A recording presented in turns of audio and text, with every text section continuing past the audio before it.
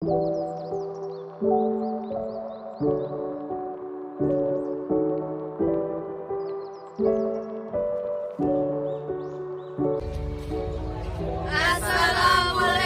warahmatullahi wabarakatuh. Hai, nama saya Mida Astuti Juliani. Saya Randy Ajansa. Halo guys, saya Lulu Gustiana. Halo teman-teman, saya Hanum dan Zabila. Halo, saya Muhammad Gopar. Kami dari kelompok Abdurrahman Wahid. Kami akan menjelaskan beberapa kebijakan-kebijakan yang ada di dalam pemerintahan Abdurrahman Wahid, Yaitu pertama, kebijakan Abdurrahman Wahid pada bidang politik. Salah satu kebijakan Abdurrahman Wahid pada masa awal pemerintahannya adalah dengan menghapuskan Departemen Keuangan. Nah, kenapa sih Departemen Keuangan dihapuskan? Ternyata pada masa Orde Baru, pemerintahan Soeharto, Departemen Keuangan digunakan sebagai alat untuk mengekang kebebasan pers. Maka dari itu, Abdurrahman Wahid menghendaki agar Departemen Keuangan dihapuskan. Kemudian, Abdurrahman Wahid menjadikan Dewan Koperasi dan pengusaha kecil menengah sebagai Menteri Negara.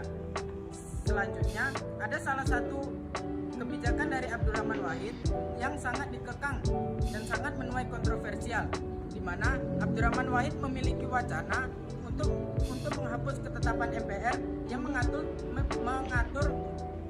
tentang Partai Komunis Indonesia, di mana hal itu tertuang dalam TAP MPR nomor 25 tahun 1966.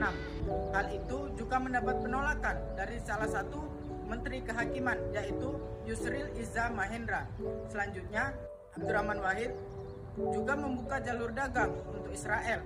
Hal itu juga banyak mendapat kecaman dari masyarakat. Bahkan, para demonstran menganggap Abdurrahman Wahid sebagai agen Yahudi. Melihat hal itu, pemerintah akhirnya menanggapi agar pembukaan jalur dagang ditunda terlebih dahulu. Yang kedua yaitu pada bidang ekonomi. Yang pertama, terbentuknya Dewan Ekonomi Nasional. Hal ini bertujuan untuk memecahkan atau perbaikan masalah yang ada di Indonesia. Dan yang kedua, adanya otonomi daerah. Tiap-tiap Indonesia memiliki hak untuk mengurus dan mengatur dewan di berbagai bidang, atau terbentuknya permecahan masalah di setiap daerahnya. Dan yang ketiga atau yang terakhir nih, diberhentikannya penjabat oleh dugaan KKN. Hal ini dipengaruhi oleh menteri-menteri dalam kabinet untuk memecahkan kebijakan-kebijakan yang ada di dalamnya. Yang ketiga, dalam bidang sosial dan budaya, Gus Dur mempunyai sikap toleransi tinggi atas umat beragama. Hal ini menyebabkan adanya kebebasan bagi rakyat Indonesia untuk bebas memilih dan memeluk agama yang dipercayainya. Adapun kebijakan-kebijakan Gus Dur dalam bidang sosial dan budaya antara lain: 1. Kepres atau Keputusan Presiden nomor 6 tahun 2000, berisi mengenai pencabutan Impres nomor 14 tahun 1967 tentang agama, kepercayaan, dan adat istiadat Cina. 2. Tahun Baru Imlek dijadikan sebagai hari libur nasional karena untuk menghargai dan menghormati warga keturunan Cina yang ada di Indonesia. Yang ketiga, usulan pencabutan MPRS nomor 25 tahun 1966. Pencabutan ini menuai kontroversi di mana di dalamnya terdapat larangan penyebaran, memeluk, dan mengikuti ajaran komunisme, Leninialisme, dan Marxisme yang ada di Indonesia. Yang keempat atau yang terakhir, Papua dijadikan dan disahkan menjadi pengganti nama baru dari Irian Jaya. Bersamaan dengan itu, bendera Papua pun diperbolehkan dikibarkan kembali di negara Indonesia. Hal ini kemudian menjadi polemik dan kontroversi di dalam negeri. Yang keempat, di bidang pendidikan.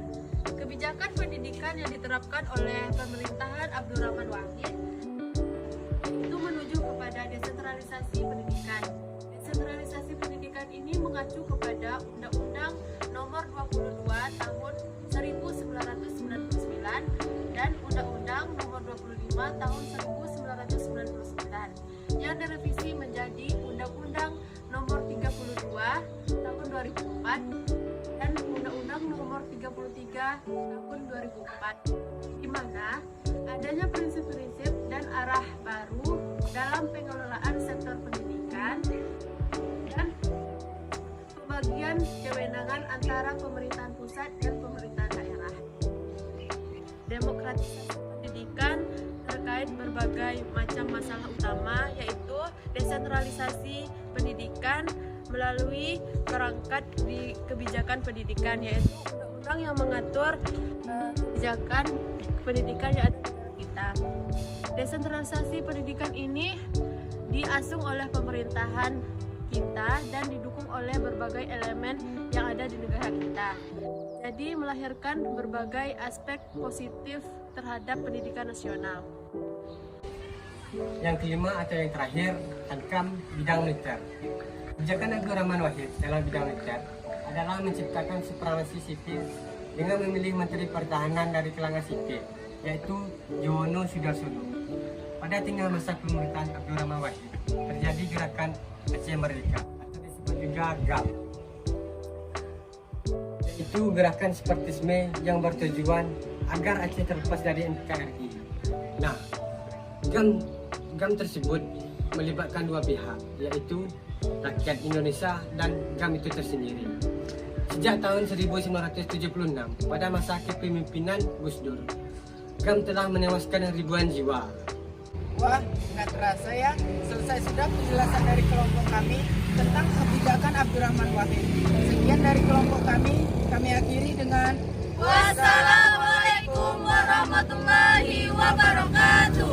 Dadah.